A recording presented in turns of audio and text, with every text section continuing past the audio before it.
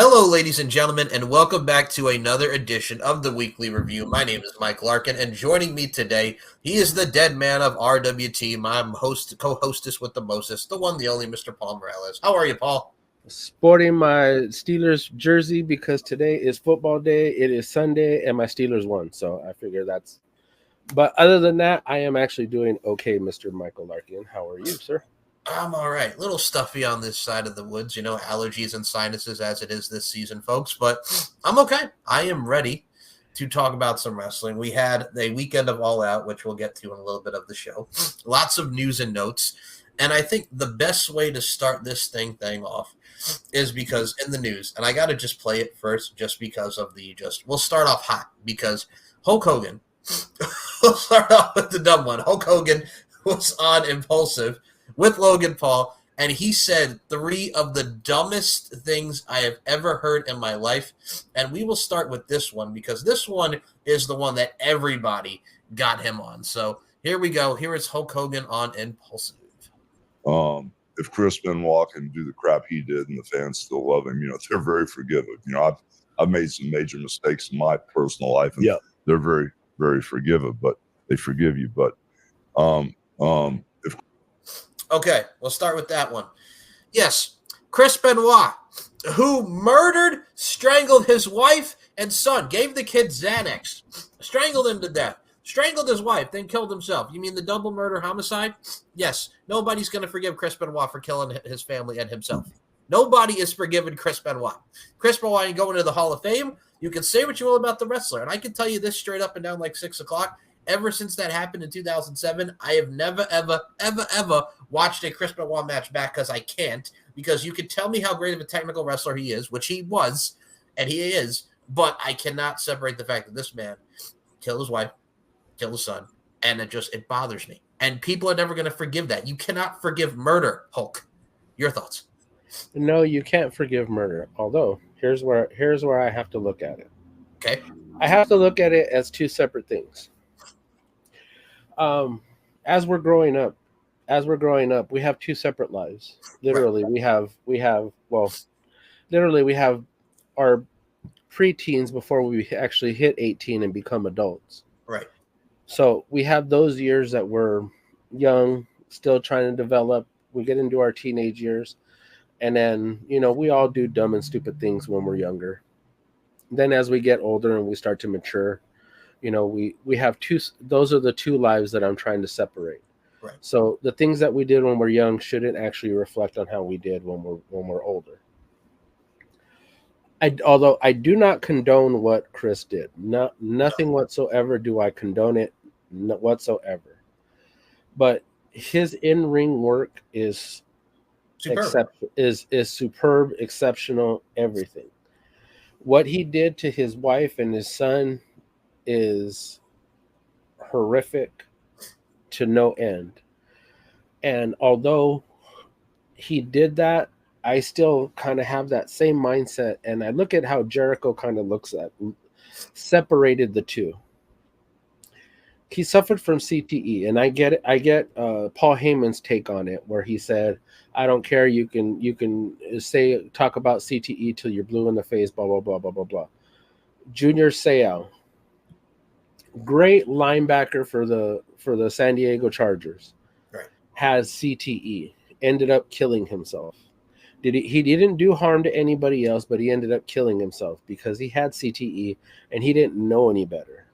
Much like Benoit didn't know any better because he wasn't in the right frame of mind. Eddie died, and it affected him, and nobody said, "Hey, do you need something? Hey, do you want to talk? Hey, do you need this?" And Vince kind of went along his business, and these are some things he actually touched on. Went along the way. There have been other wrestlers who have come out and spoke out about how Vince didn't do enough, but there were wrestlers that actually did try and do more to try and reach out to him to try and get to see him where he can get some help, but it didn't actually work out that way. Because remember, when you leave WWE, you actually lose your spot. So whether it's an injury or whatnot, you lose your spot and you have to work your way back up to it. Losing Eddie, who was his best friend in the world, killed him inside. It did something to him. So whatever he was dealing with prior to Eddie passing away, it kind of came back tenfold after Eddie passed. So I have to look at it as two separate things. His in-ring career is superb, bar none. He is a worker above a lot of the wrestlers that we've ever seen come through any promotion. It doesn't matter. We'll just specifically take his in-ring career. Right. But what he did to his wife and his kid exceeds, and it pretty much casts a big shadow over anything he did in his career. That's why a lot of people have so many are so adamant to not want to talk about him, to not want to do things for him, and not want to celebrate who he was in the ring, but want to use this part as saying this is the reason why we hate him and this is the reason why he's such a horrible person.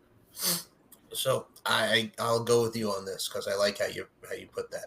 When Randy Orton beat him for the World Heavyweight Championship at SummerSlam 04, that was a big moment because it was both Randy and Chris, and then they hugged and shook hands afterwards. That infamous shake my damn hand to Randy Orton, and they had that moment. I look at it like this. Like, he was supposed to face CM Punk at Night of Champions before the passing, and him and Punk were going to have that bout, and he was supposed to beat CM Punk for the ECW World Heavyweight Championship.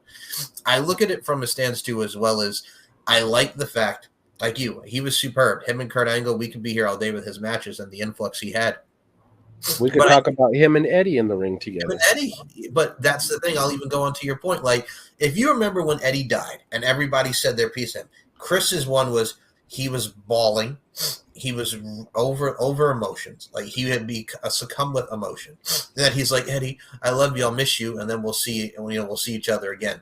That was very telling because you could tell he was going through it. And that was late 05 going into 06. So, I mean, should he have talked to somebody? Absolutely. And hope maybe we wouldn't have gotten what we had. But still, it's unfortunate. It really is. The whole thing is tragic. It's horrible. It's one of those things, too, where I'm not going to compare it to what Hogan has done because Hogan is just out of his fucking mind. But still, the fact that he said that got a lot of people riled up. And speaking of stuff that got him riled up, God, all right, we'll go to this one next because this is one that he said to Logan Paul, and we'll start with this one because he got PO'd with Mr. Logan Paul because Hulk Hogan could not believe that Logan Paul doesn't know how the insider wrestling terms he just used. So here we go. Here was Hogan and Logan Paul talking about a shoot, brother.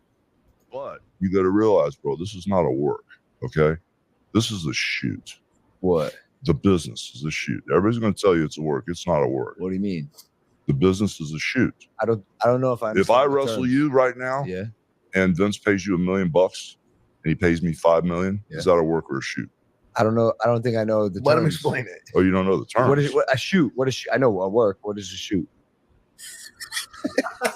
Come on, you're bullshitting me. He's not. He's serious. Yeah, I'm fucking with you. Okay, thank you. No, he's not. He's not. It's not. You embarrassed him. Okay, that's fine. How about this? Can you explain it to our audience at home quickly that doesn't understand? I blew it. Shut up. He's gonna explain it to the audience. Logan, no, stop. Logan knows what this means. No. Logan knows what it means, but maybe just explain it to our audience at home. But you got to realize, bro, this is. Oh, all right. We'll start with this one before we get to the other preposterous one. What were your thoughts on that clip? Here's the thing is that if you're a wrestling fan, you have to know the difference between what's a work and what's a shoot. Right. In proper terms, it's like you don't really know what you're. I mean, it sucks because you're not necessarily telling him, you know, what the difference is, but yet you're kind of going on the thought and the premise that they know right away. As soon as you say it, it's like, oh, hey, yeah, I know what he's talking about. Right. But Hulk Hogan's the look on Hogan's face just was priceless. The fact that Logan Paul did not know the difference between a work and a shoot. Yep. That's mind-boggling, and the fact that it irritated Hulk Hogan made it just that much better. Well, yeah. I mean, Logan Paul has really exceeded expectations with his tenure this far in WWE, but it's also at the same time, you got a kid from the internet, from YouTube, from the Disney Channel. He does not know about the world of wrestling. I'm sure he knows of it, but he came into this thing. He's in there with Kevin Owens at WrestleMania when that match with Sami Zayn in 2021. Makes his debut in the tag match with The Miz against the Mysterios. Wrestles Miz versus Roman in the Royal Rumble. Wrestles Seth. Goes for the U.S. title against Rey Mysterio. Versus Kevin Owens and Randy Orton. Versus LA Knight. That's the thing. Like, he's still relatively new to this, so he's not going to pick up like what the terms are. He's going to pick up how do I get into the ring, work regimen, the overall acumen. So he's not thinking of like a wrestler like they know about the shoots and the carny talk. He's thinking more of like in-ring work, my character, and this and that. He's not thinking of that. So I mean, yes, because anything that's a work is anything scripted. Anything that is a shoot is more or less real. Yes, and it's taken from real stuff that happens in our lives. So if like him getting the conversation he had with I forgot who it was. Who was he talking to that talked about him? Oh, Dominic Mysterio. Yes. About him going to Japan and him not being able to go. Was that real? Of course, it's a shoot because he brought in the real life thing that actually had something to do with his life. If he would now, that would be a shoot if he did it on TV. Yes. To show to say, hey, guess what? Let's go do this over in Japan. Oh, wait a second, you can't go to Japan. Yep. That would be a shoot because that would taking a real life thing and bringing it into the ring.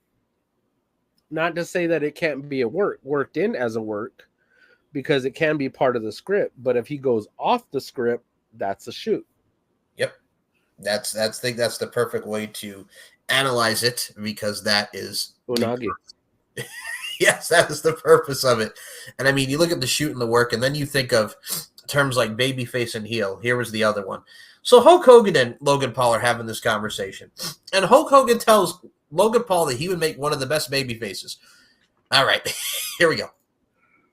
You're a really good heel naturally, and what is so cool, you're going to make one of the best baby faces ever when they turn you. Because the more heat you get and the more that hate you, you're going to be an awesome baby face. For instance, Bloodline now, they're starting to cheer for Roman.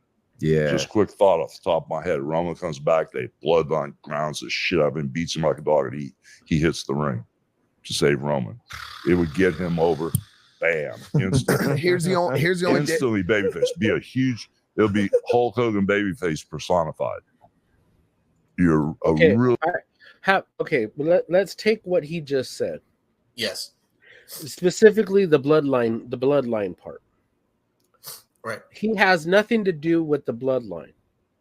Nothing at all. Nothing at all.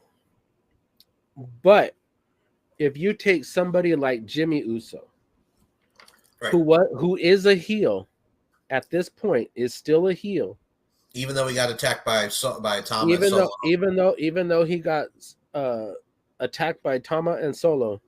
Yep. Understand, if he's still a heel and he comes in to save Roman, that all of a sudden turns him babyface. That's not how it works, Hulk.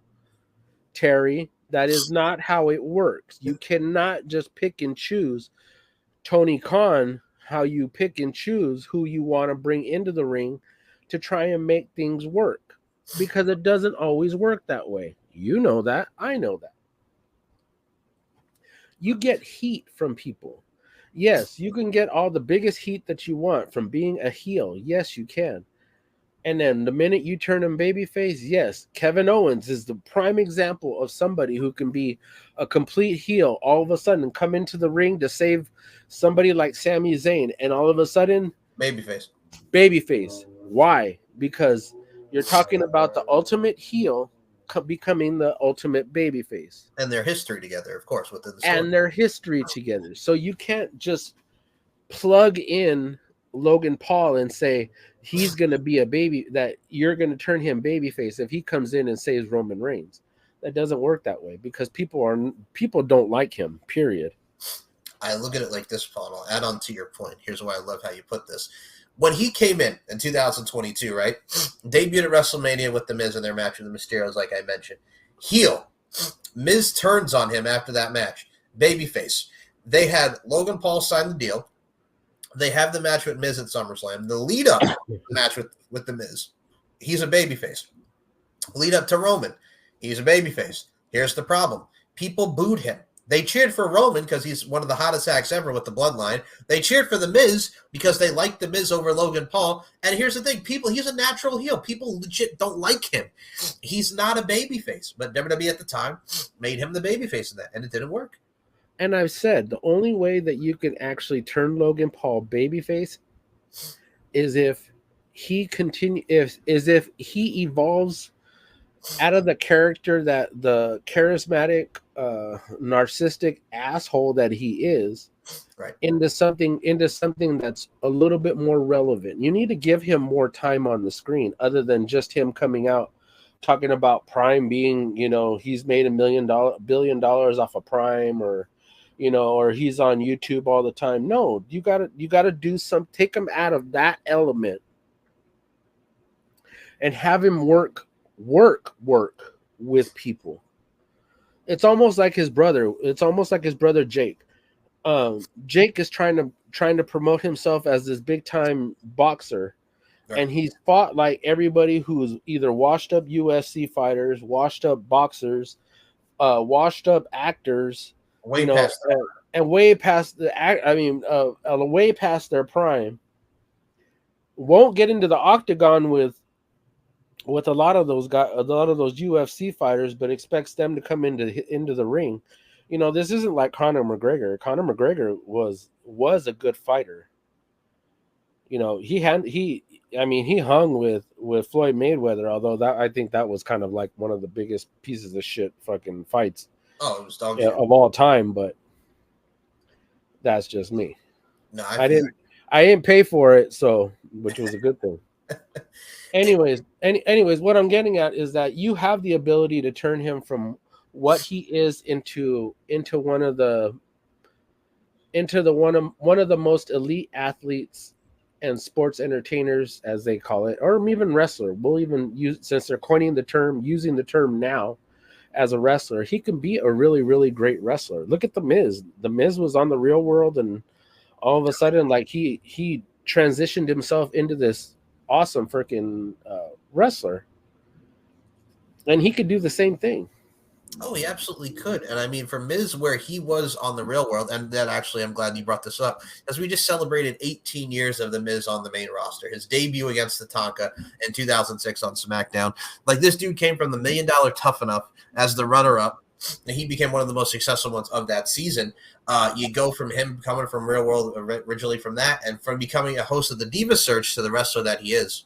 I mean, if that doesn't tell you hard work, skill, and determination, and overall character development, that's The Miz at his finest. And I mean, speaking of finest, the finest one of the knockouts, we'll get into this story next, because Giselle Shaw is no longer with Impact Wrestling. Now, this was from Dave Meltzer, and here's what he said about the whole firing, the whole release, what have you.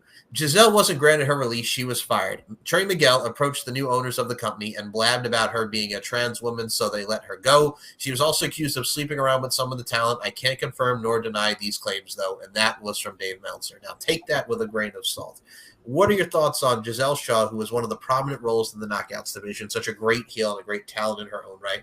No longer with Impact Wrestling. Do you see her going to NXT? Do you see her going over to AEW? Because she did put a post on Twitter talking about she's at one of Taylor Swift's greatest stadium shows, and it was her at AEW all in. So I got to ask you, NXT or AEW for Giselle Shaw, and what do you think about these claims from good old Uncle Dave? Uncle Dave is a fucking pain in the ass, and sometimes a lot of the people that he ends up talking to are just, look at, we'll give the example, Pat McAfee, why he didn't show up on Raw. Hello, that one week, and all of a sudden he was like, oh well, I have to. He never apologized for what he said. I mean, never took down his post. Yep. Do I dare even go into Alpha? Yeah, well, you know what? I don't even want to go there about that one either. But okay. Trey Miguel is a fucking piece of shit. Yeah. Who gives a? Are you mad because she didn't bang you, or are you mad because she didn't give you the fucking time of day? It doesn't make any sense to me why you're gonna out somebody. I mean, did they have a relationship that all of a sudden he's just like, I'm a bitter bitch and I'm just gonna fucking tell everybody all this bullshit about her? I don't know. I mean, I think Giselle is a really, really good worker. I mean, she is beautiful. She is awesome.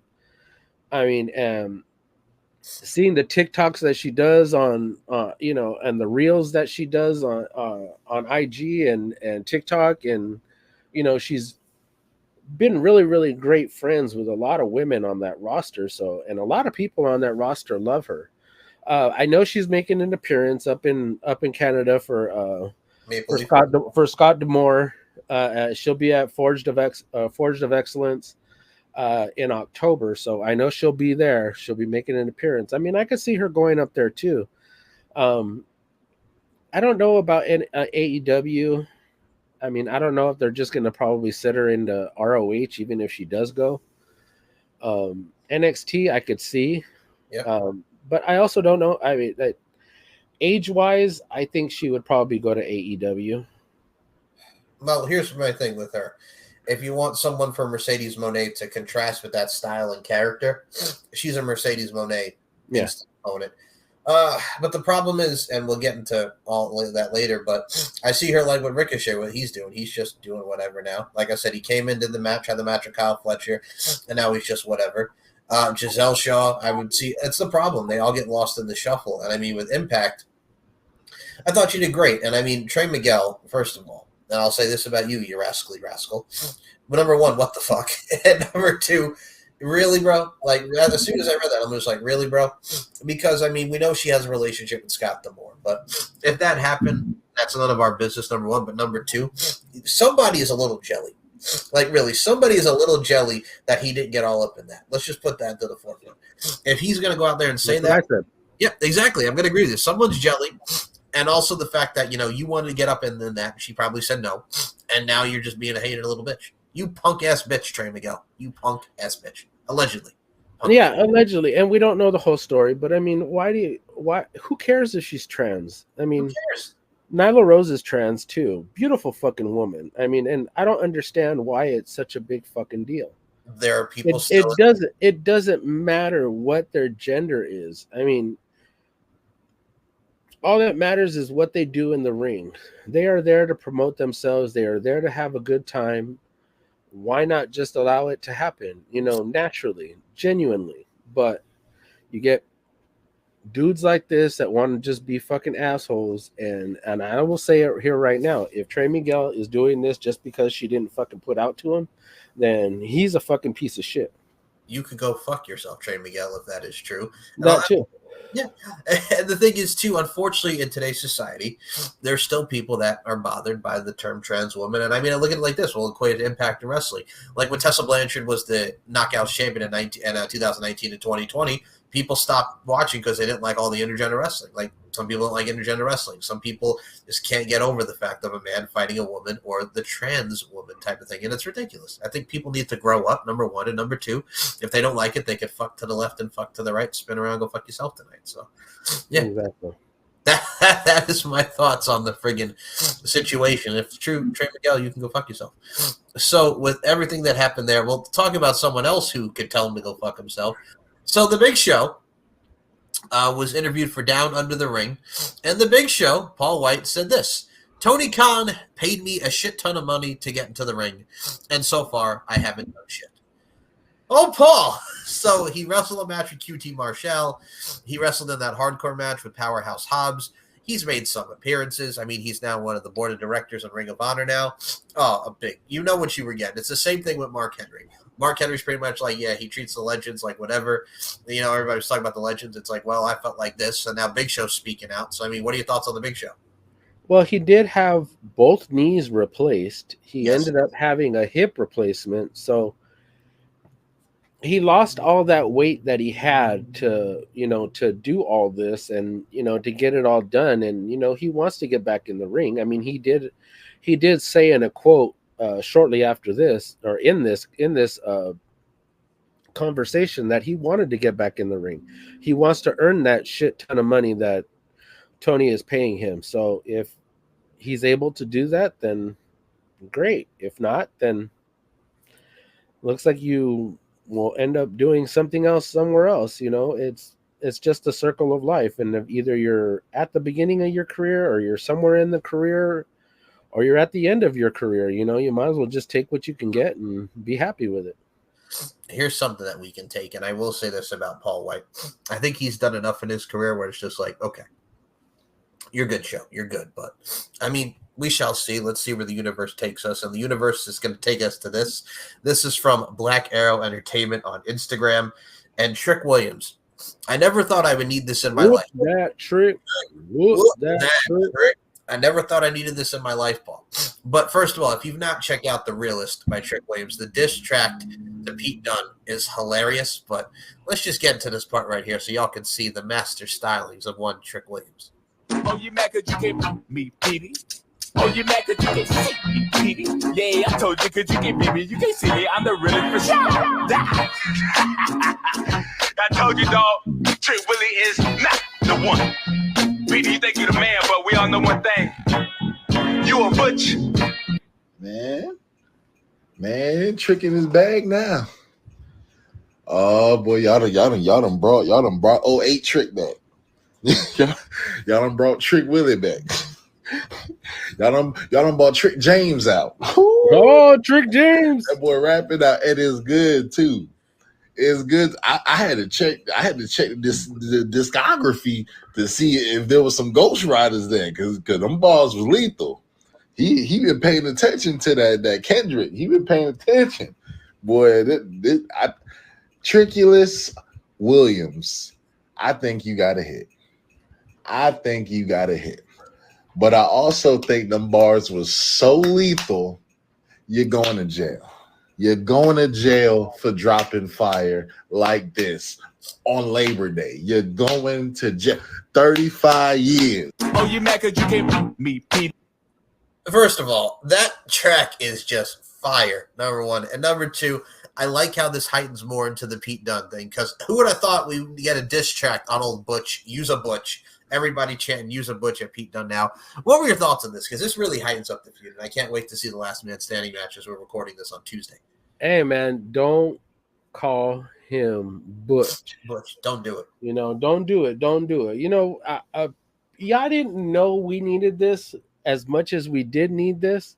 But, man, I am so happy Trick Williams did this, man, because that was some hilarious shit. I am so fucking proud of him. Lash Legend doing her shit, doing the lean back. All of them walking right next to him. You know what's up. That's a woman who stands by her man. And I mean, getting to see the voluptuosity factor of Miss Jackson, Jakara Jackson, and Lash Legend, and Tony D's in the video. Ivy Nile and Julius Creed. Like, everybody got to make an appearance in this video. If you've not checked it out, you should, because Trick Williams, like aforementioned, was in his bag. And, dude, I love it. And what I also love is this special announcement here.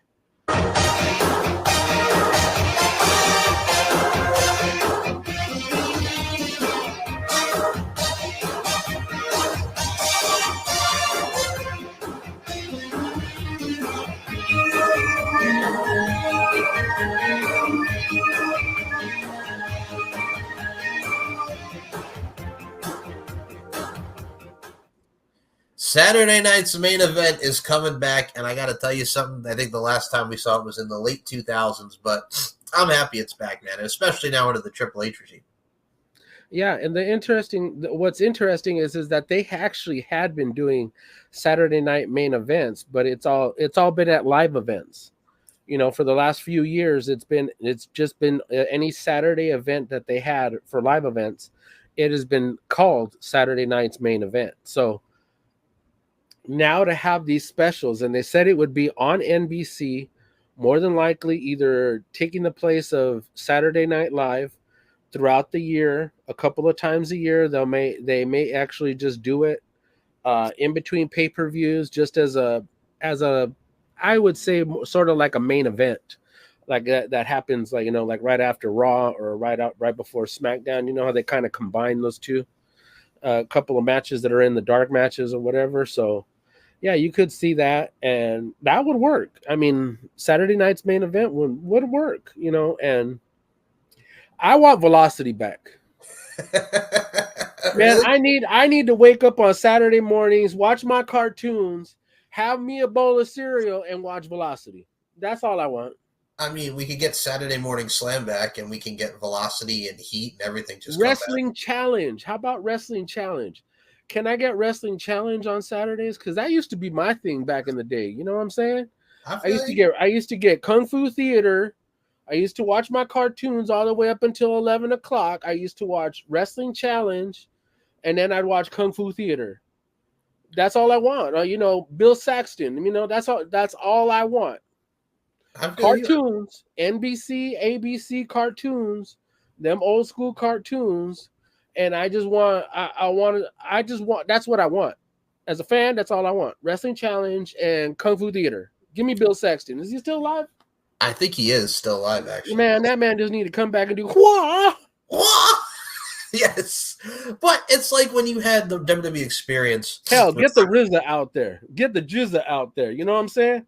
Let's just get them, do some Shaolin Masters. That's all I want. That's all I want. I'm sorry. My bad. Okay, now back to this.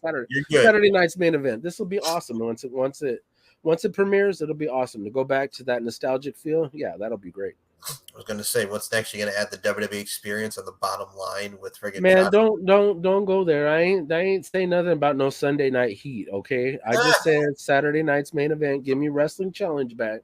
All right. Don't give me that Tuesday main event. That main event on YouTube or what used to be on Peacock. I mean, give me Superstars. It used to be Superstars too. So yeah.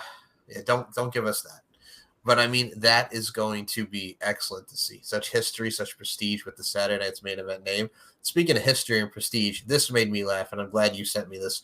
Will Sasso was talking about wrestling Bret the Hitman Hart on WCW Nitro, and well, here we go. It was a Monday Nitro, and we go out there. First thing he does to me is he takes me, just does a Russian leg sweep, and I just go bang, and I'm like, oh, that's fucking fun. Okay, cool. He goes, well, you fucking horse around and do physical comedy, and you played football. You get it. You watched this. I go, no, I don't, Brett. I don't get it. But the reason he's saying that is because he's the excellence of execution, and he can have a match with a sack of potatoes. Yeah, and that's what he did that night. For me, it was no offense, of course. It was just the whole point was there's this whole match, and then Bret Hart is like looking at this, like, what the fuck is this? We hated when you see like Jay Leno put Hulk Hogan in a headlock. Mm-hmm. Fuck that. If you respect this art form, this should be a joke. Brett was happy to hear that. He's like, yeah, that's funny, So he gets in there and he's just like looking at the crowd, looking at the ref, like, what am I supposed to do with this? Like, what the fuck? He just kind of slaps me around and fucking beats the shit out of me and go for like the test of strength. And he just kicks me in the schnutz and then goes off the rope and clothesline. And that should be it. And that was it. Like, me, I'm like, ugh. Again, he picks me up, he does this, I fall, Fatty falls down, and then at the end of it, he just throws me in the sharpshooter. So then afterwards, I'm walking out of there, and I'm like, I'm fine. Like, nothing. He's stomping me in a corner, and his boot it's like coming in so fast, and then it stops. Like, I feel like it was like being in a dream, and it's like I got to experience just what makes him, in my opinion, the best. It was a Monday night. Exactly. That just shows you how good Bret the Hitman Hart is of taking care of people. That's really all you need to know on that one. Yeah, and it's funny because there was, we see all these people that do these in-ring works with like dummies and like just like objects and whatnot. And I seen a guy do it with a broomstick. He did it with a mop. He went in the ring and wrestled a mop. I mean, literally, the mop did did an Alabama slam on him, and dude looked like he took it like really, really good. Then all of a sudden, you see him do a Hurricane Rana off the top rope and get freaking slapped in the face with the damn mop. I mean, it's awesome for the wrestlers that know how to work in the ring with people who have no experience and willing to make them look good. Those are the best wrestlers in the world, the greatest wrestlers in the world. Jericho, Hart, Owen Hart. I mean, you could probably pick any of the Harts. I mean, that could do it. Davey Boy Smith, Dynamite Kid. I mean, you can go back. Kurt Hennig, Rick Rude. I mean, the list can go on and on and on for guys that could probably just work in the ring with nothing. Well, you have a lot of that. I mean, you could say that about Flair. You could say that about, like you mentioned, Jericho and any member of the Hart family. I think that's what the wrestling business is. I mean, people say what they want to belt out to celebrities. If they don't respect the craft, fuck them. But if they we've seen Flair elbow drop his fucking $20,000 blazer. Yep. I mean, Armani freaking suit. We've seen him strip himself and then have the jacket in the ring, and all of a sudden you see him do an elbow drop to it, and strutting out there and everything. But I mean, these are the guys that can make that the craft, the art form, as Will said, look amazing. It reminds me of when Mick Foley was the heel as the TNA World Champion, and he wrestled Rocky Balboa, a cardboard cutout of Rocky Balboa, and it was hilarious. Like that's what you can do. It's how you apply the craft and how you use it. And that's just what these thespians do.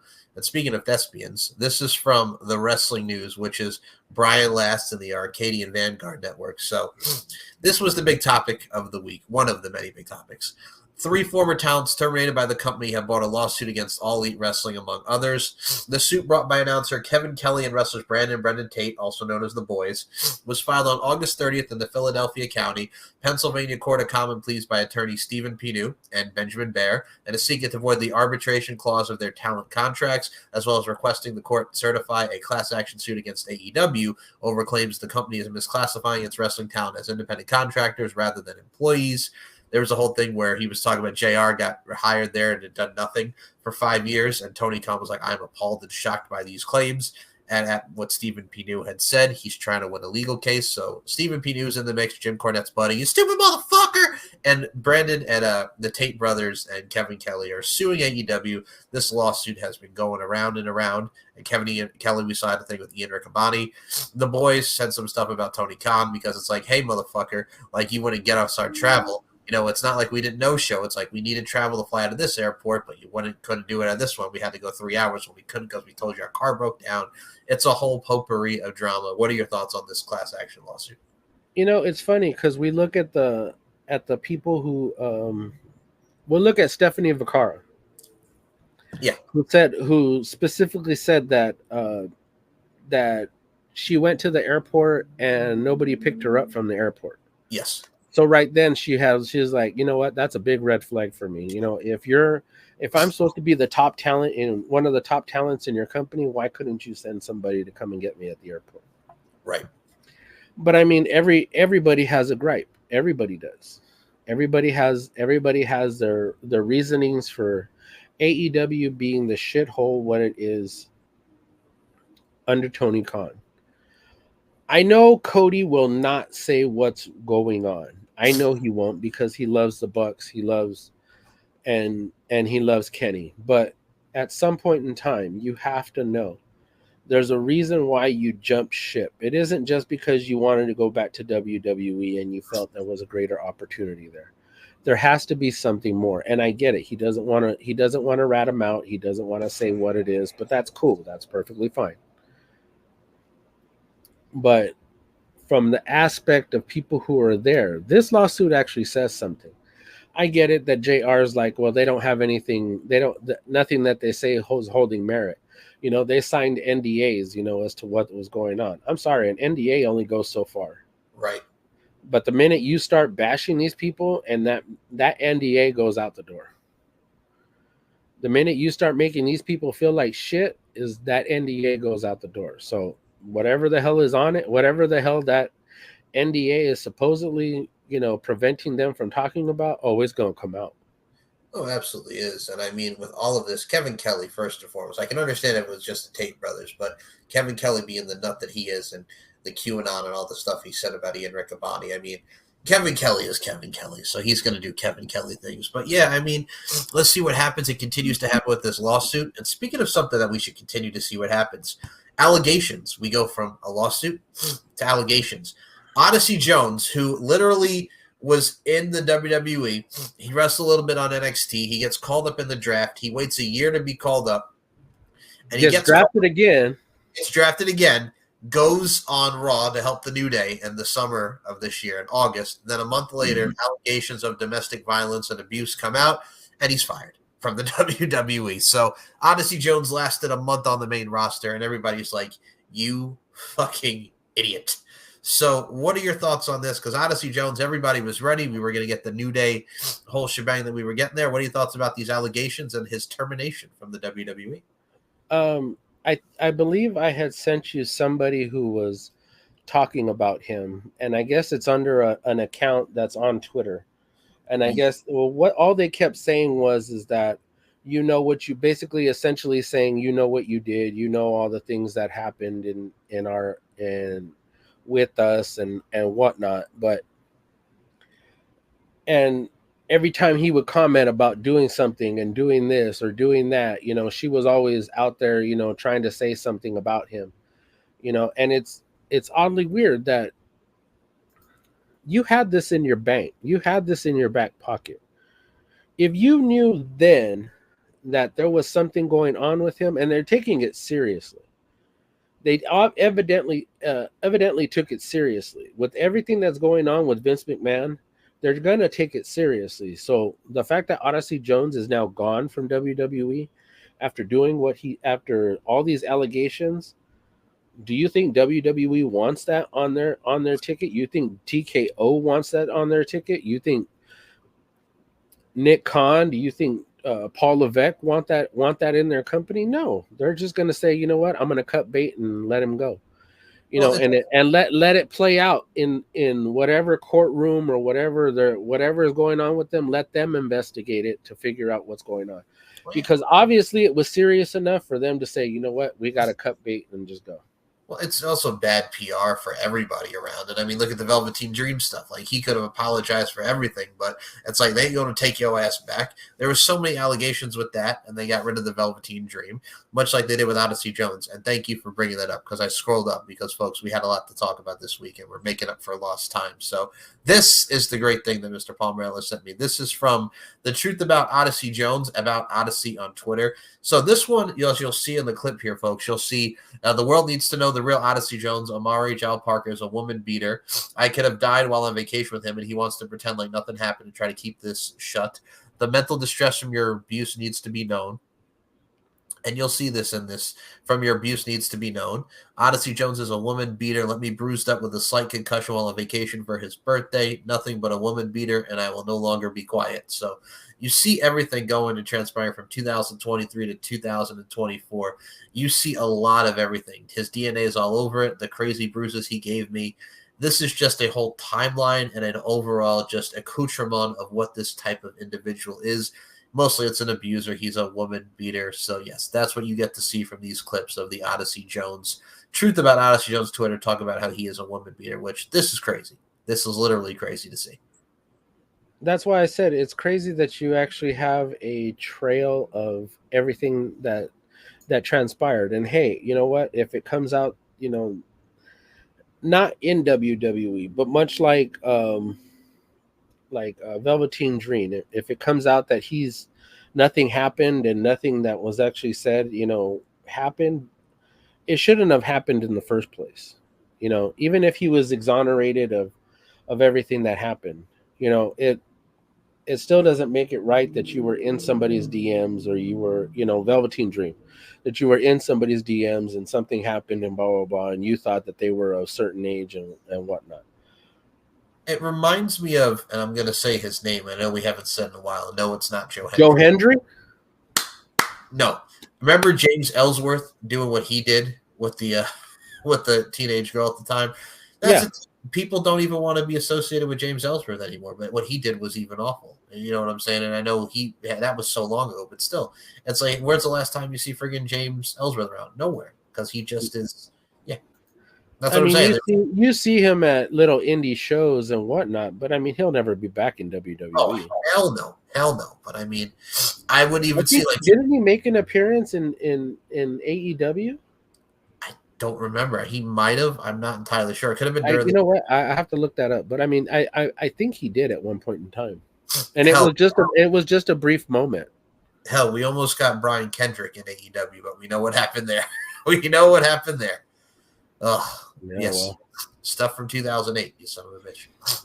Well, speaking of current day, Mr. Paul Morales, this right here says it beautifully. PW Insider reported something that we love and we are passionate about, and we talk about wrestling. Pluto TV launches WoW Women of Wrestling channel to see past episodes of WoW and their footage. How awesome is that for WoW? Oh, that's a big boost for them, to be on something else other than, and they get their own channel. So, for them to be on a platform, where they're, you could probably still get new episodes there too. I mean, it's in syndication. I mean, in some places you can get it in the evening on Saturdays, in the early morning on Sundays. Yep. Or you can go on their website and watch the episodes every week. So, good for them. Good for them to get on a platform, and they'll be able to, showcase a lot of their old stuff, that'll feature a lot of the women that are in wrestling now. I mean, you have such an extensive library from the early shows in the 2000s, and then what we got later on years. But it's just like, I'm excited for them because for those who've never checked it out, whether you've seen it in the evenings on Sunday or in the morning time on a Saturday, it's something to see. I mean, it's Glow. I mean, it's by the man behind Glow, David McLean. There's a lot of fun and finesse to it. I mean, is it in a small arena, small little thing? Yes, but at the end of the day, it does really exemplify what we know as Glow and what we see in women's wrestling. There's a lot of fun and character to it and character building. So if you've not checked out WoW and you want to see it on Pluto TV, I definitely say go to the WoW Women Wrestling channel. But someone who should not go to is this motherfucker. And we said Hulk Hogan at first. Now, goddamn Sean Morley. Better known as Hello, ladies. Hello, biological ladies, you fuckhead. So he got a lot of shit for this, and rightfully so. And I'm going to probably rant on this, so here we go. So WrestleOps said, we are headed to Gunther versus Sami Zayn for the World Heavyweight Championship, and we'll get to that also as a part of this. Excited. Val Venis and his big mouth wrote, both of these guys would have been fighting over who would carry my bags in the Attitude Era. Hashtag facts matter. Val? You were a mid-carder. You were never a top guy. Val Venis was a mid-carder, Intercontinental European Tag Team Champion. You were never a top guy. You were a fucking mid-carder, Val. You, like everybody in the Attitude Era, Val Venis, you were a mid-carder, Val. You would probably be carrying Gunther's bags, or even the same. Because let's be honest with you, Gunther, even if it was the Attitude Era, even if it was now, he would fuck you up if you said that to him. I would like you to say that to Gunther's face. He would fuck you up, Val. What are your thoughts on Val's stupidity about Gunther and Sami Zayn? Okay, now I can go back to talk about Vince, because Vince in this day, he wanted big guys. He didn't like small guys, and most of the small guys that he did have were pretty much European champions, light heavyweight champions, or hardcore champions, or and they may have been intercontinental champions, So I can get that. But the thing is about Gunther is that he is that type of workhorse. He is that guy. He is just that guy. I'm sorry. If you look at how he was before he got lean and mean and trim and whatnot, I mean, he was a big boy.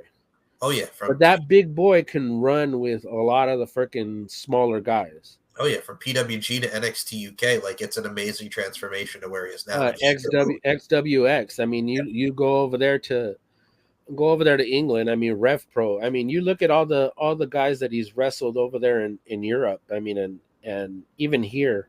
Yep. The list of names of who's who. I mean, he's wrestled by Bryan Danielson before. So, I mean, he's got that pedigree. He's got that as that it factor as a wrestler. Is he great on the mic? No, not really. But he is improving, and he has improved.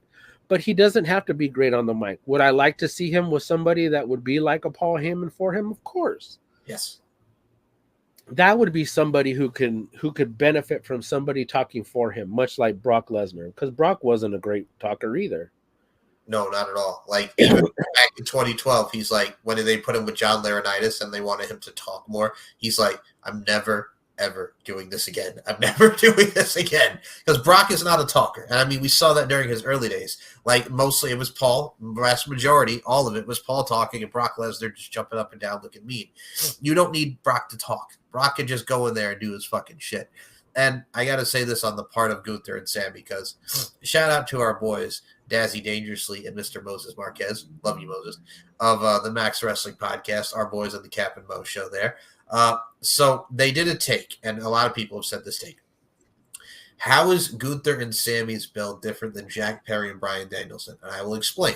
Bryan Danielson finally wins the AEW World title, and that's your first choice for the first title defense? Jack Perry. It is literally the same storyline you just mentioned. Jack Perry was the last person to pin Bryan Danielson. Oh, okay. Like, I mean, tell me you don't watch the product without telling me you don't watch the product, or you don't pay attention. I don't want to immediately discredit him, may or may not watching, whatever have you. You're not paying attention, because that's exactly what it is. The last person to pin this dude as a non-champion was Jack Perry. Now Jack Perry is going to get the first shot at the AEW championship. I had to be explained to it myself. I'm going to be fucking completely frank. I was like, wait a minute, why does he get the, and it was Rob almost immediately. Oh, he beat him. Oh, that's right. That's it. That's all you need. That's all you need. It's, I mean, that's what we have title eliminators for. Like fucking hell, bud. Again, the hypocrisy runs wild around these streets right now on the fucking Twitter, because how does that,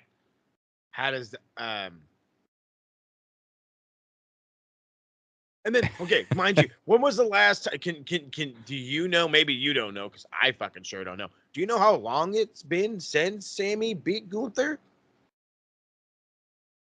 I mean, it's gotta be a year and a half at least, because he was like undefeated when he was IC champion. And then Jack just pinned Bryan not too long ago. Yeah. So, if anything, that one makes way more sense than the Sami Zayn Gunther one. Sammy beat Gunther, only person to beat him in forever for that Intercontinental Championship. It was the Rocky Balboa story. Chad Gable's like, you have to be serious if you're going to beat him, because Chad hadn't beat him. You have to get serious. He's on a different level. He's a different breed, different type of cat. So they do the Rocky 3 type of training there. And then, he hugs Kevin going to the ring. They have this incredible match. He goes into the bag of tricks, hits the brain buster that he hit when he was El Generico, right? Then we get the Haluva kick in the corner. Sammy's the champion. It's a feel-good moment because somebody finally beat Gunther, and Sammy believed in himself. He had his family there. It's a true poetic story. Jack Perry beating Bryan Danielson months ago. Jack Perry was feuding with Darby Allin. He gets lit on fire in the Anarchy in the Arena match. Fire! A man got lit on fire, and then he comes back and pins Bryan Danielson, and now he's like, I want the title shot. That's the difference. There's more story driven to it, and you saw the subtleties and intricacies and nuances on Raw of like, yeah, whatever. You want a title shot, fine. And then when Sammy brings up the fact that you're just mad that I might beat you again, you see Gunther wince and he gets concerned in his face, but then when he turns back around, right, then you see him kind of like, whatever. So it's that subtlety, intricacy, and nuance that makes the story compelling. Jack Perry and Bryan Danielson, not so much. Yeah, it's not. Look, Bryan Danielson and Jack Perry never should have happened. I mean, it could have been something that could have developed, and I don't think Bryan Danielson needed to be on this card. No, he really didn't. He just won that championship 2 weeks ago. Why is he defending it 2 weeks later? I mean, you know why. Jack Perry. I know why. You know why. I know why, but he didn't need to. I mean, you could have presented any of the other matches that went on. Hangman and Swerve were the last match anyways. That much was already given. That much was already penciled in by how they were acting with each other. Right. And that's cool. That's fine. That's dandy. Cool. But I didn't like this whole card. I mean, not all of it. I mean, there were some matches that I liked, but some that just didn't need to happen. And that could have been told a story with it.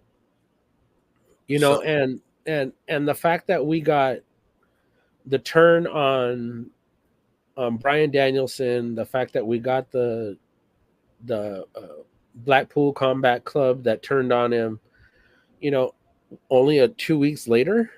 Right? Like, I mean, oh, but it was shocking. It's a swerve. We have a heel turn. Okay, here's my thing. We'll get into this because Uncle Dave does it again. Here's what he said. Oh, you have to understand. Because Jon Moxley loves Terry Funk, and it's the 35-year anniversary. It's the 35-year anniversary of Terry Funk putting the bag over Ric Flair at the Clash in 1989. Hey, Dave, it's not 1989 anymore. Like, that stuff doesn't work now. People chanting, "This is murder." The heel turn comes out of nowhere. Wheeler Yuta is 1/3 of the Trios champions, and Pac and Claudio have aligned with Moxley and Marina Shafir after this Romper Stomper bullshit, because that's where the character is driven off of, Russell Crowe and Romper Stomper, which is a movie I've never heard of in my fucking life. That's apparently an Australian film. So I'm like, it makes no doggone sense. And now you have what are they going to do with the Trios title? Like, what's next? And he wants to talk to Darby Allin because he wants Darby Allin's title shot at Grand Slam. So they're probably going to do something where we're going to have Bryan Danielson and Moxley at either Wrestle Dream or, Full Gear, depending on the timetable when he's going to leave. And it's going to wind up with Moxley winning the title. And just, yeah, it is what it is. What did you think of him putting the plastic bag over him? I thought it was nonsense. I thought it was something that didn't need to happen. Right. The fact that, and we can go to the same thing with Swerve. He didn't need to fucking stab him in the mouth with a fucking needle. Yes. Everything that happened, it's like, let's create what the worst of GCW is. Yes. And let's put it out there as like hardcore match, however which way you want to look at it, death match. Let's do the worst that when we go out there. I know Tony wants to impress everybody, but impress us with the match that we got with Will Ospreay and Pac. Right. Give us that. Give us something like that. I mean, great matches, perfectly fine. But when you go overboard, for just to try and prove a point because it's your company, I could do whatever the hell I want and forget the safety of my wrestlers. That's just borderline insanity. I mean, and it doesn't make me want to watch it any more than wanting to watch, I don't know, someone get fucking thrown into a paper shredder. It reminds me of a paper shredder. Jesus. What it reminds me of is this whole, first of all, the chair shot was nonsense. I don't care if it was gimmick. We don't need to be doing chair shots into the head in 2024. It makes me mad because that whole match was just what it was. And now, hey, Swerve here is going to turn on. He's going to take some time off. But my thing, too, is like that whole segment from Dynamite where he blows up the house, quote unquote, blows up the house. Here's the thing. You know what I immediately thought of? I said, I like this 7 years ago. When Randy Orton and Bray Wyatt did it, when Randy Orton burned down Sister Abigail's little bar, whatever the hell that was, because it was so meaningful to Bray. And here's the difference between Bray Wyatt and Randy Orton and Swerve and Hangman Adam Page, which, by the way, Swerve, you've got to be out of your fucking mind if you were comparing this feud to The Rock and Stone Cold Steve Austin. You were out of your fucking mind. Stop it. This does not compare to The Rock and Stone Cold. You are not The Rock and Stone Cold. Shut your punk ass mouth. Anyway, I digress. So Bray and Randy Orton was a feud in 2016 that built to WrestleMania. They built this for the span of X amount of months. Randy Orton comes off losing to Brock Lesnar, getting his fucking head busted open at SummerSlam, right? Bray Wyatt's like, you know what? I'm a god. You're an ordinary man. You're friggin' damaged. And then they cut these back and forth promos on each other, and it leads to Randy Orton trying, who's also nuts like Bray Wyatt, to go after him and try to ways to get rid of him. Then we get the backlash. He attacks him backstage. We don't get the match. Then we go towards No Mercy, and we get the match there. Then Luke Harper comes back, and he aligns himself with Bray. And then Randy Orton turns on Kane, and then he aligns himself with the Wyatt family, the glowing lights in the eyes. I've had this darkness in me. And Bray Wyatt is so overcome with joy that the fact that Randy Orton is with them. But Luke Harper, who's been his brother for the last 3 years at that time, was like, hey, man, like, I don't trust him. He's a snake. Like, we should be careful. We shouldn't trust him. Then they win the tag titles from Heath Slater and Rhino. Then they beat them and retain against Heath Slater and Rhino. Then they lose to American Alpha due to the Freebird rule because it's 3 of them in the Wyatt family, and Luke Harper takes the pin. And then Randy Orton gets pissed, and then Bray Wyatt exits. He exiles Luke Harper from the family. Then Luke Harper's the babyface. And then when we get to friggin' Bray and Randy, it's what Luke Harper suspected all along. Randy's like, I'm going to get you before you get me. Yeah, of course, I'm not going to challenge you because I won the Royal Rumble, but he's gonna. And then we see the house burn down. So they built this out of Randy Orton playing Bray Wyatt for X amount of months and then getting close and Bray Wyatt letting his guard down. That led to the story. Say what you will about the match of that WrestleMania 2017, but that built up for months and it made sense. This was just, Tony likes to rush his fucking storylines. It was like Swerve, and Hangman, you're not who you were. And then he's like, I'm going to invade your house and I'm going to do this and then I'm going to do that. And it's like too fucking fast. And they rush it. Then we come back around like a year later because there's so much stop and start. But I go back to what I said. It's them having 2 weeks time to build to a pay-per-view.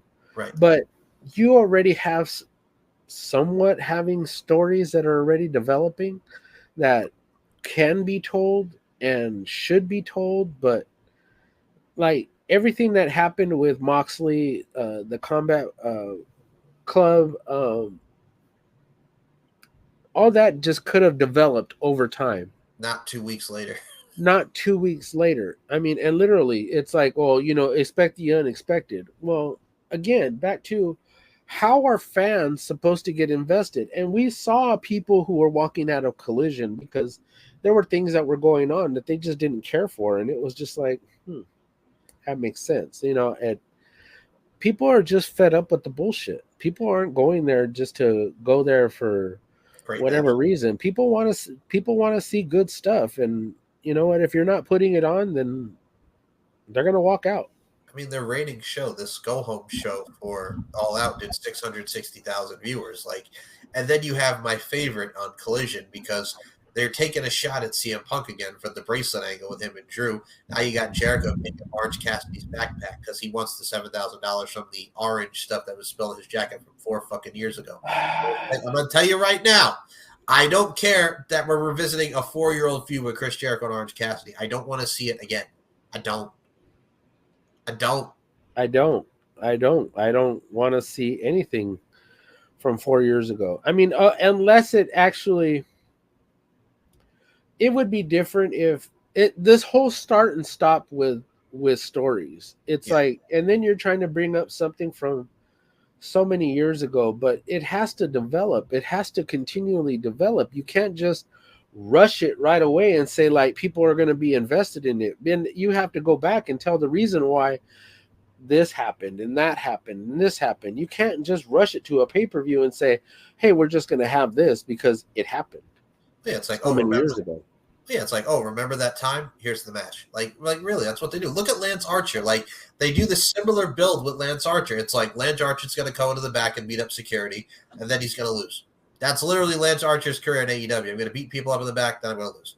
That's what they do. And Brian fucking Keith, no.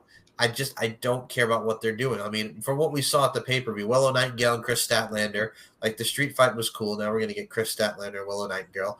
MJF and Daniel Garcia, the blood spill, the pile driver off the second rope. Daniel Garcia gets his revenge. Like, I mean, there's so many different things that did happen on that show. But all in all, it gets superseded by the fact of the last 2 matches. Just the bag over Bryan Danielson's head and then the Swerve Hangman Page match, the whole thing. So, I mean, that's what really gets taken out from All Out. Yeah, and that's why people get turned off by it. I mean, I want to be a fan of the company. I really, really do. Don't get me wrong. I really, truly want to see more companies succeed. But when you're putting out trash, ain't nobody want to watch that.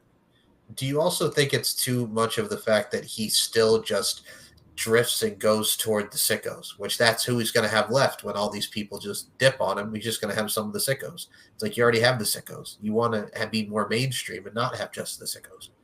Like, great, you got the sickos.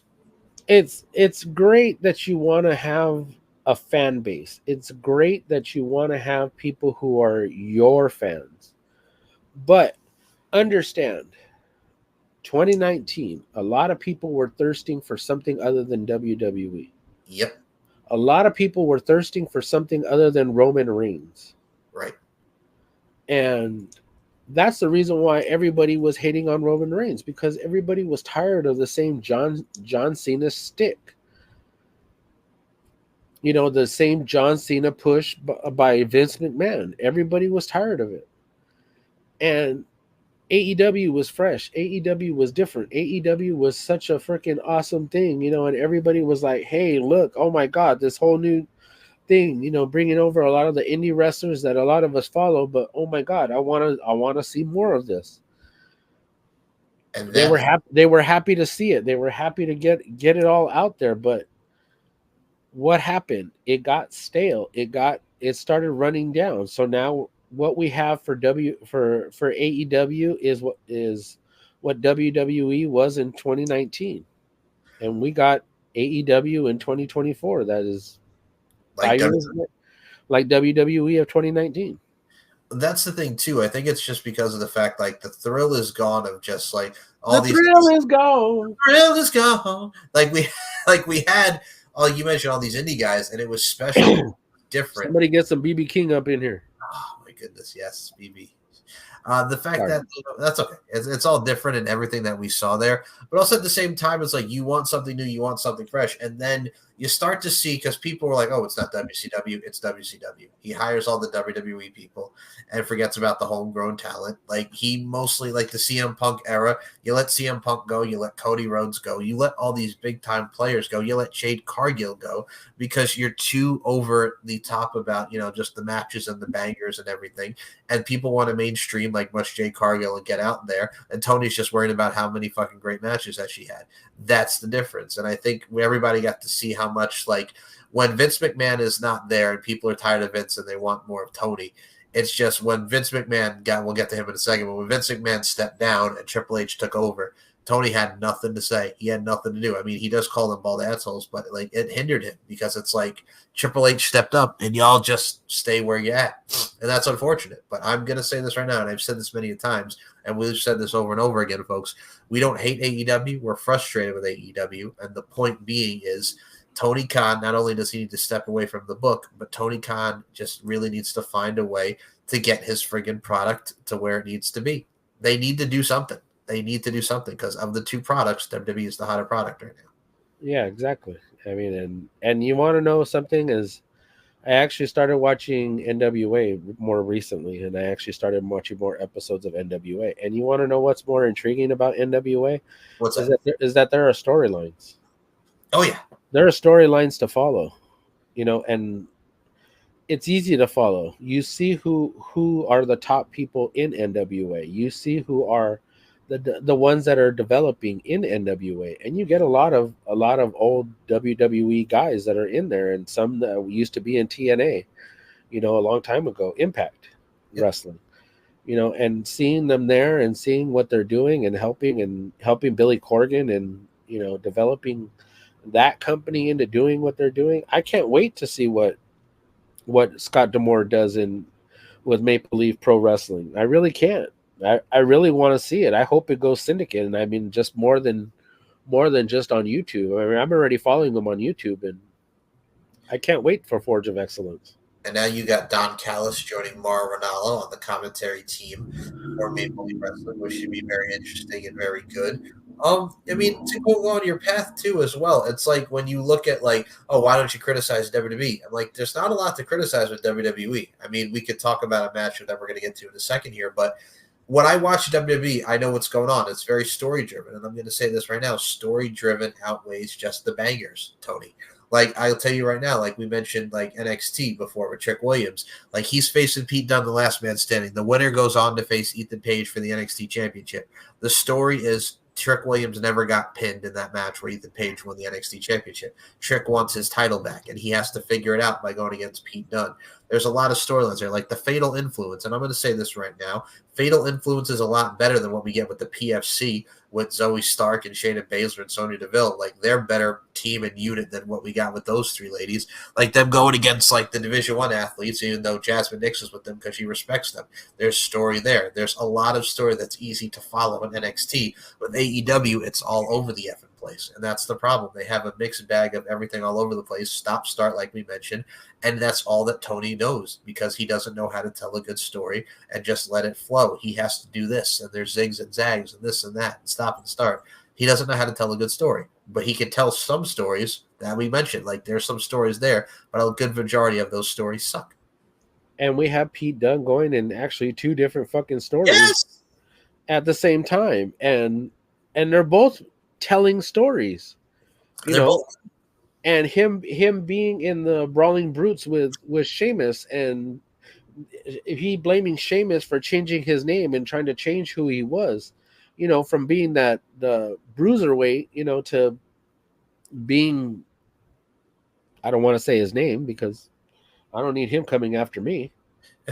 But, you know, but you get it though. It's like, but what is going on with him and Trick? It's a good story. What's going on with him and Sheamus is a good story. Again, all you have to do is draw people in. It doesn't have to be this complete over-the-top thing. It just has to be able to bring people in. And when does that happen? When does that occur in AEW? It doesn't, because we have MJF, who should have been that top guy. Yes, he took some time off. But why is he going after Daniel Garcia? Because him and Daniel Garcia had a little bit of a history. Okay, I would like to see that develop into something that they have for Hangman and Swerve.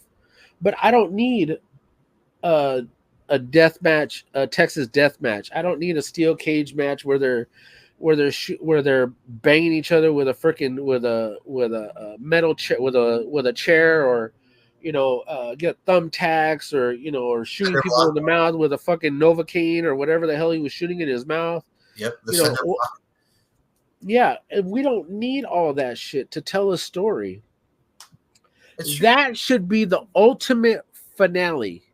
That was my problem with Tony, because I remember when they had the Chris Jericho MJF feud, the first fucking match was him and Nick Gage in the fucking death match. I'm like, usually you do this later in the feud. You don't start with that. That's what Tony does. It was like with Adam Page had that feud with Lance Archer briefly. It's like, okay, he attacked him. Then we're going to be in Texas in a week or two. Okay, Texas death match for the World Heavyweight title. It's like, why are you fucking rushing this? Because you got a boner for fucking Texas and the fucking WCCW and the Von Erichs and the Freebirds.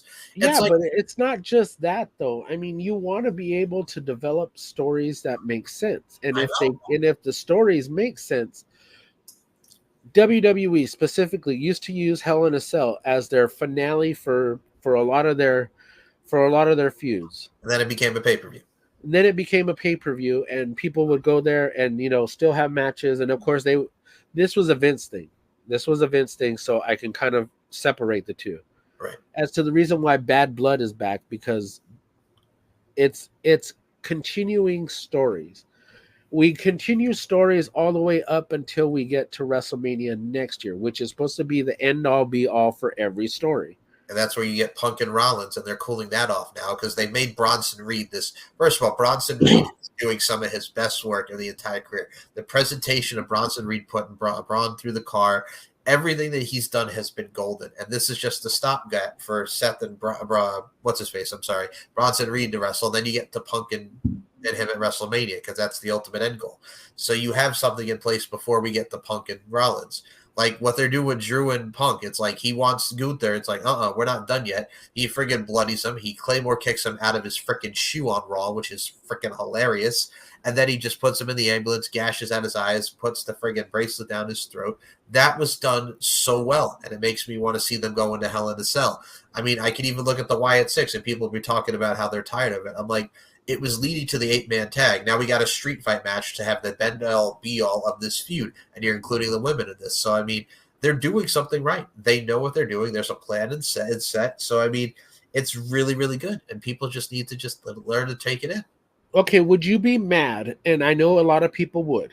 Okay. I know a lot of people would be mad Yeah. if they just had placed Bo Dallas in the championship, in line for a championship title when he returned, because that should have been something his brother would have. That should have been in line for his brother. I would But have been. that would have pissed people off. Oh yeah. But see, what they're doing is they're doing the exact same thing that they were planning to do with Bray. There is that they were trying to develop this whole unit for to be something more in WWE. They were supposed to be that ultimate NWO like faction, And they introduced except the goth and creepy fucking version of the NWO, because they were supposed to be the ones to take over the world. And also, they introduced the VHS tapes, which show why they are the way they are now, why Eric Rowan went there, why Nikki Cross is there, why Joe Gacy is there, why friggin' Dexter Loomis is there. They did everything correct of why everybody was there and how Bro Dallas became Uncle Howdy. They told it correctly, as opposed to just going out there and being all spooky. Like, they told why they're doing the things that they do and why this is a family tight-knit group. And then Chad Gable's like, we're going to finally get one up on these guys. I'm tired of these guys. Let's end it. So they have something there. You have something with everything. From Rhea Ripley and Liv Morgan, Rhea Ripley penciling Morgan in the tag match at Bash in Berlin. Now she wants her title back. Like, that is a great story. There's so much great stories on Raw, and there's so many great stories, period. And I mean, from a storytelling standpoint, I will mention this now, just because everybody went into a freaking uproar about this. Giovanni Vinci makes his re-debut on SmackDown. He takes off the jacket and then gets crucifix pinned by Apollo Crews. 1, 2, 3. He loses in a matter of seconds, and people lost their shit. Even people in the backstage, even the people in Gorilla actually lost their shit too. They were taking it back. According to everybody, the fellas at Wrestle Talk actually posted about it not being about him not getting him getting rolled up in the time that they did it. You know, they brought him out and everything and whatnot. You were expecting it to be like this really, really good match. You know, even if he would have lost, you know, you still want him to have a good match. But right. I think it has to make sense. I mean, if he considers himself this charismatic, you know, what he was in Imperium, if he was the real reason why Imperium was so bad, then it works. Oh, it does. And I mean, I always say let it play out. I think we say that a lot here on the show. Let it play out. I'm curious to see the direction it goes. And it ties into Imperium, how he was the screw up. And then he just gets cocky now. So, I mean, him and Apollo Crews moving forward with that feud is going to be interesting. I did enjoy Grayson Waller and Austin Theory having their little tit for tat in the triple threat with Kevin Owens. That has me enthralled because I want to see him finally turn on Grayson Waller. Cody Rhodes cut the ultimate promo talking to you, Jacob Fatu, and friggin' Solo Sikoa had that "what the hell are you doing" look when Jacob Fatu got up on the apron. Like, they just teased Cody against Jacob Fatu for us. Like, I'm here for it if it happens. The last episode on Fox, I really enjoyed, from Bailey and Tiffany down and onward. Like, I really loved this interpretation of the WWE last time on Fox before we go to USA. I mean, what were your thoughts on just this being the last show in their week of USA starting next week? I think it was a fair show. It did what it was supposed to do. It's still continuing to tell stories. It's still continuing to develop. The fact that the Bloodline came back when they came back was kind of cool, but we'll see what happens next week, because we're supposed to get Roman Reigns back. And we're supposed to see what's supposed to happen then. So this big season premiere of both Raw and SmackDown next week are supposed to be epic. You have just the cage match with Cody and Solo next week. That's going to be a banger. And the story there, I am excited. And speaking of what a lot of people are excited about, Joe Tessitore did his debut on Raw as a ring announcer. I got to say, he said it was a mixed feeling of both, but I didn't hate it. I thought he did a good job. No, and once he gets the terms down, once he gets the wrestling terms down, oh my God, he is going to be so awesome. It was funny because I actually turned on ESPN yesterday, and who was doing the Alabama Southern Florida game? Joe Tessitore. And it was weird because I'm like, I just happened to hear it, and I was like, oh, hey, oh, wait, I know that voice. So it's good that, he's going to come back and he's going to continue to keep knocking this shit out. He's not Mike Adamle. No, nobody He's else. not Joe. He's not Joe Smith. He's not Robert Flores. Look, Joe knows what he's doing. Joe knows how to do play by play. That's just what he does. As much as Mike Adamle should have stayed in the back and should have been an interviewer and never should have came out to the desk. Joe Smith could have stayed wherever the hell he was, and Robert Flores, God forbid, do never get behind a desk. No. And for any promotion, do not get behind the desk. Robert, I love you. I love you on MLB Network. I do. Yeah, he sucked really bad. But you suck really bad behind a fucking WWE desk. But I get it. This was a whole Vince McMahon thing. Triple H did his due diligence and found the best one that he could find.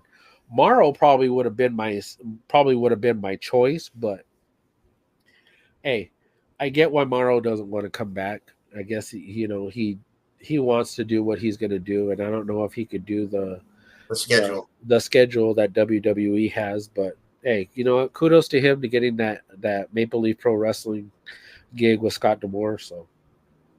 Yeah, and speaking of gigs and deals, as we come to the final portion of the show, 3 people have signed Legends deals. Jacqueline Moore here, Miss Texas is back. We have Victoria, which was nice to see, and Melina, which I'm going to say this right now. This is what happens when Vince McMahon is not in charge. You got Victoria back, rightfully so. Put that woman in the Hall of Fame. Jacqueline, rightfully so, because she was an integral part of the WWE during the Attitude Era and the Ruthless Aggression Era. Melina is a great choice as well, because people will say what they will about that woman, but she was someone who was very integral in the Ruthless Aggression Era. I'm going to say this right now. We saw her in the crowd. I would not be surprised if Candice Michelle gets a Legends deal as well. How awesome is it to see these ladies back, especially coming off the Vince McMahon era? I'm going to toss up one other name that I think should get that nod, and that's Jazz. Ooh, yes. Jazz is another name that deserves that nod overall. I mean, I love all these women. I think Victoria is probably far beyond overdue. One of the great legends that ever. I mean, Mickey James. I mean, Trish Stratus, Lita. She wrestled all 3 of those who are already in the Hall of Fame.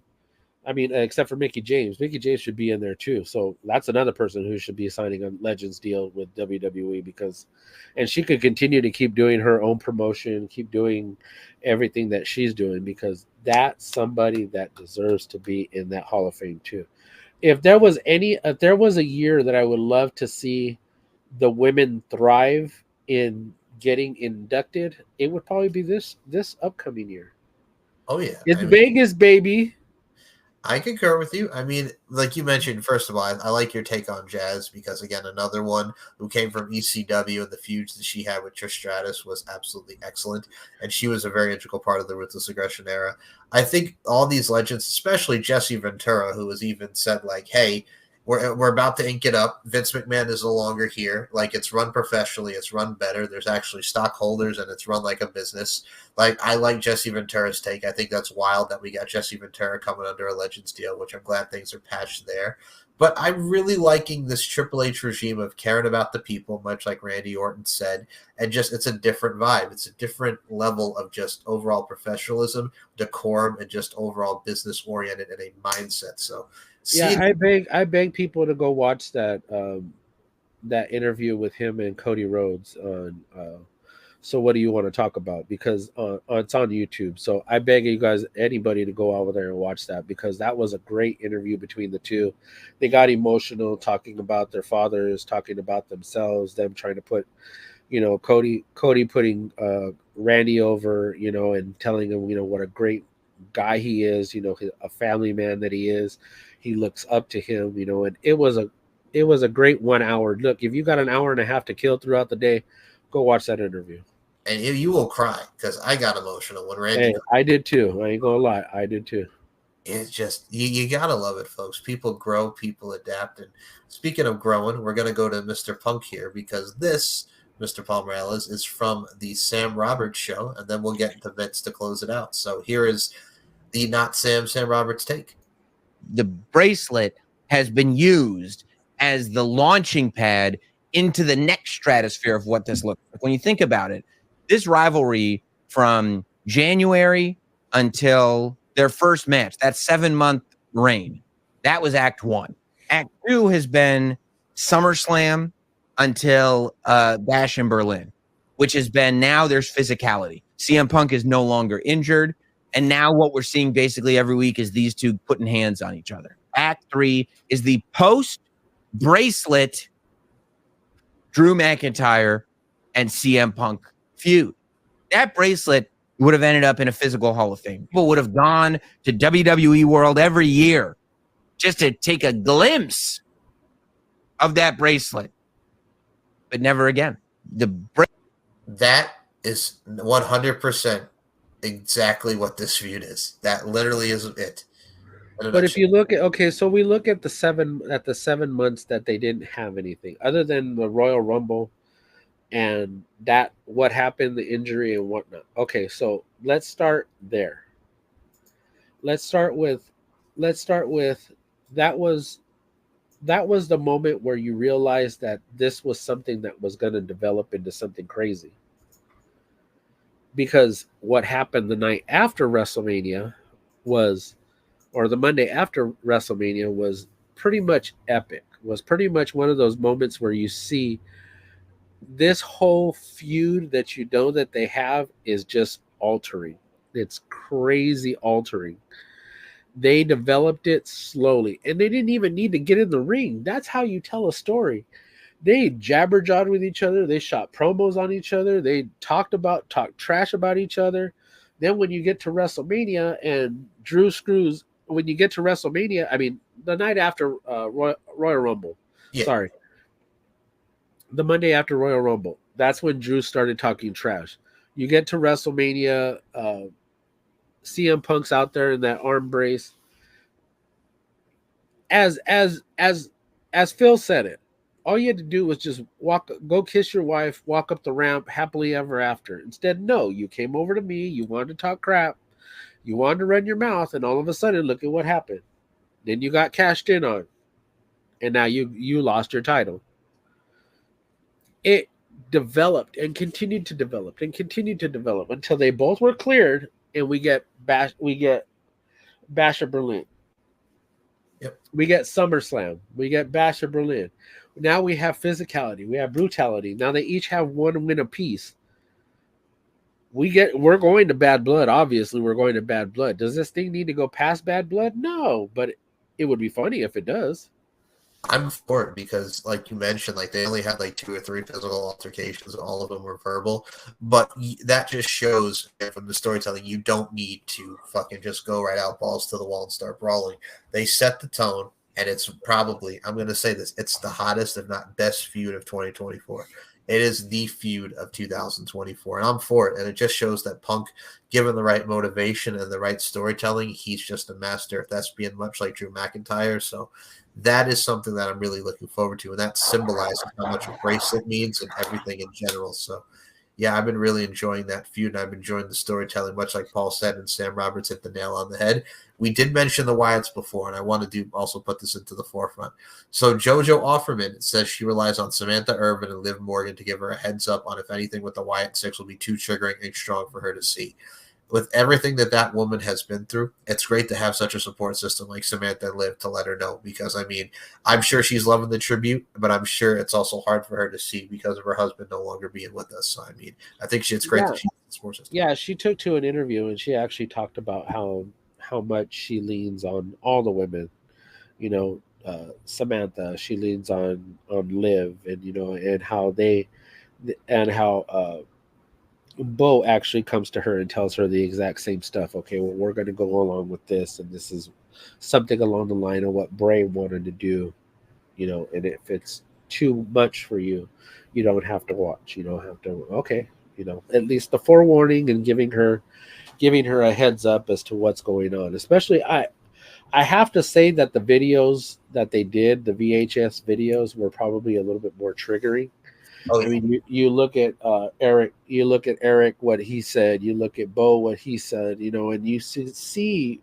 hear their pain. The fact that they lost Luke, the fact that they Lost Bray. they lost Bray, and it's something that they hold in, and something that they were able to let out. So the fact that it's out there in the universe, hey, kudos to them for letting it out, man. That was straight crazy, but hey, it worked. And it's tough. It's tough for everybody and involved in this. But I will say this: the fact of the matter is this: it's so great just to see how everything of this is playing out, and it's just wonderful just to see again. We talk about storytelling, and this is one of the best besides Drew and CM Punk, the Wyatt Six. And I'm going to say this: we've said it many times. F the haters. I just want to hate because haters are going to hate, but ballers are going to ball, and they are straight up balling. Is what the Wyatt Six is doing. So, and they're going to have to stick it off. Yeah, yes. I like your style, Paul Morales. And the style that we now have is the Vince McMahon documentary. Y'all saw the trailer.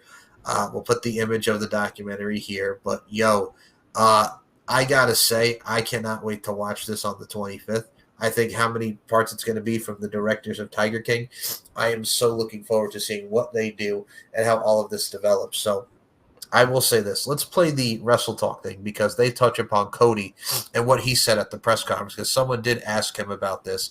And Cody's like, we're focusing on this more. But he handled it very well. So let's check out Wrestle Talk to see what they had to say. After several PR blunders from Levesque at the post-show media scrums this year, Cody was able to answer questions about Vince McMahon with immense professionalism. He was asked if he was going to watch the Netflix docuseries based on him, which had just been announced as coming out on the 25th of September. In terms of, am I going to watch it? Not to sound cheeky, I'm deep in a Game of Thrones rewatch, and that is a hell of a lot of commitment. I think there's a bit of misinformation in terms of WWE has no involvement in this documentary as far as I know. Personally, Cody, just stop at the Battle of Winterfell. That's where the show ends. There's no more show after that episode. Secondly, WWE has no involvement in the docuseries. It was actually WWE who announced their involvement 4 years ago, not any dirt sheets, during their 2020 Q3 earnings call, saying the project would be produced by them and Bill Simmons. That's why there's direct interviews with Vince before his resignation in the show. 4 years is a long time, though, with Vince's multiple scandals and WWE being merged into TKO with new leadership. Perhaps WWE has scaled back on how involved they are since McMahon's controversies. Cody did admit he'll likely watch the series at some point and was then asked if he and the locker room personally believes Janelle Grant's accusations, as the WWE roster have been silent on the matter. I don't think that's a matter of belief versus non-belief, but I wouldn't look at it as an active attempt from the locker room to be silent. We just are doing what we're doing day-to-day WWE business. The journalist pressed again as to whether he believes Grant's accusations, and Cody replied, I don't know enough about the information to give you a good enough answer there. I'm sorry. He answered that. Perfectly said. Perfectly said. He answered that better than what Triple H has answered it as before. So you've seen the trailer. You saw what Cody said as a professional. Are you looking forward to watching this in the series that we have?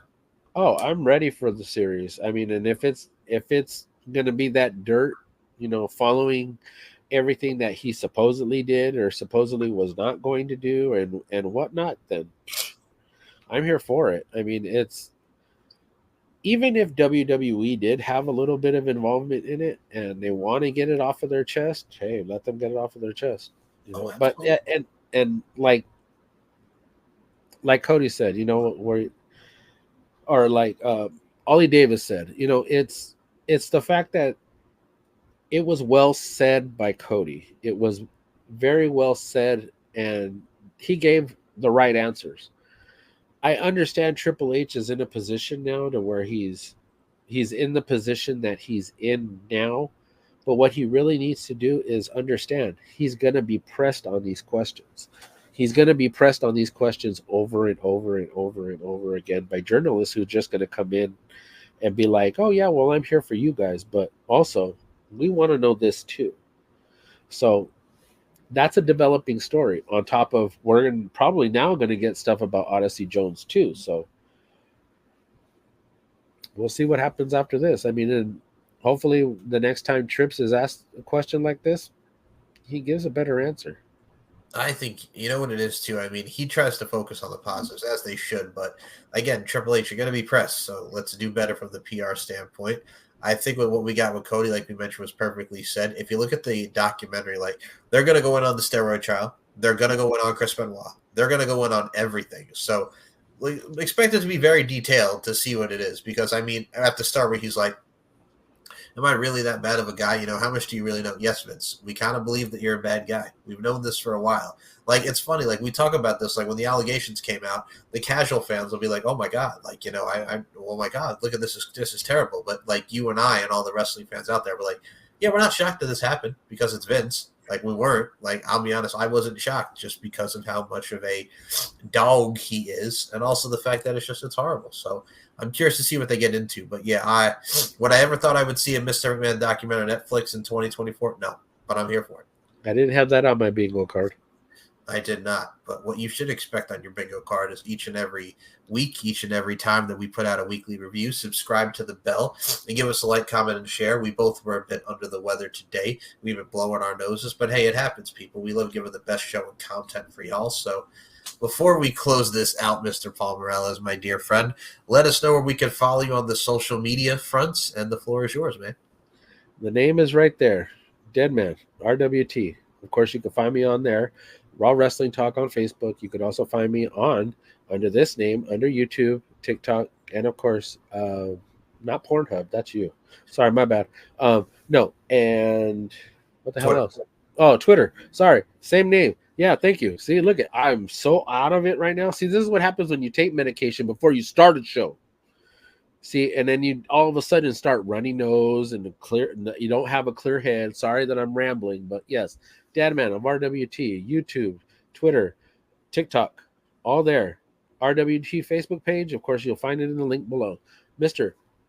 Michael Larkin, floor is yours, my sir.